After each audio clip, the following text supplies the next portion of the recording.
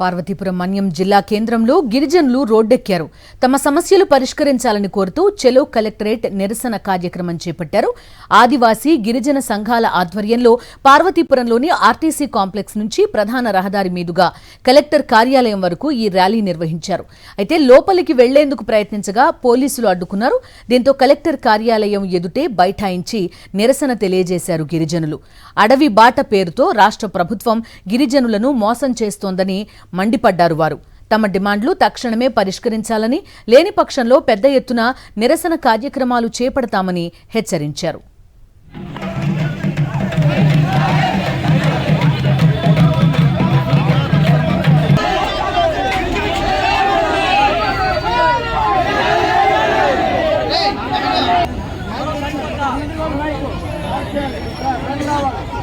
Schedule ఏరియాలో కలపాలనే demand ఏదైతే ఉందో ఆ డిమాండ్ ని ఈ రాష్ట్ర ముఖ్యమంత్రి ఈ మంత్రి కూడా దీనికంటే మంచి జీవో తీసుకొస్తామని చెప్పి సన్నాయక సార్లు మీడియాలో చెప్పారు.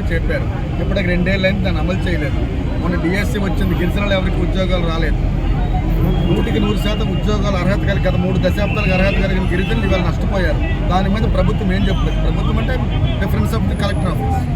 2 ఈ జిల్లా పవన్ కళ్యాణ్ గారు ఆయన అప్పుడప్పుడు చెప్తూ ఉంటారు గిరిజనులకు సంబంధించి మా ఏజెన్సీ ప్రాంతం పాడేరు వచ్చాడు.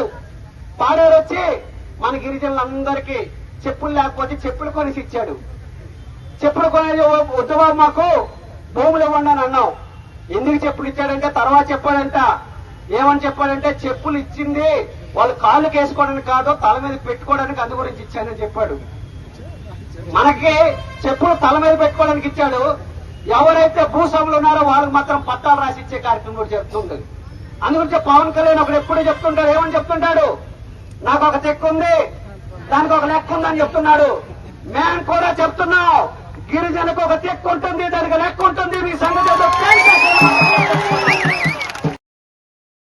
మరిన్ని అప్డేట్స్ కోసం ఛానల్ ను సబ్స్క్రైబ్ చేయండి. నోటిఫికేషన్స్ కోసం బెల్ ఐకాన్ పై క్లిక్ చేయండి.